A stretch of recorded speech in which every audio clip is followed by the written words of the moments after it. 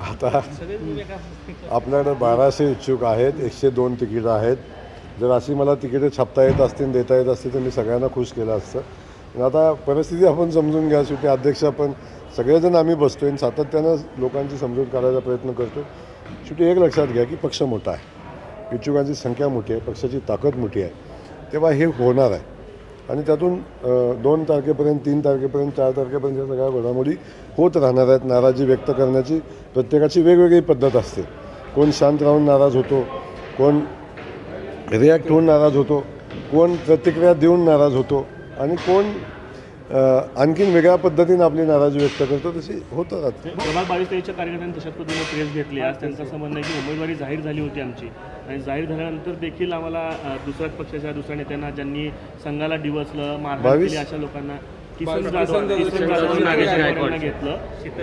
त्याच आंदोलनाचा विषय सांगितला. मला एक समजलं नाही अजून. यादी मलाच माहिती नाही, त्यांना कुठून माहीत झाली त्यांना माहिती. त्यामुळं यादीच्या संदर्भातली माहिती मला नाही, त्यांना कुठून पोचली असेल त्यांच्याकडून माहिती घ्या.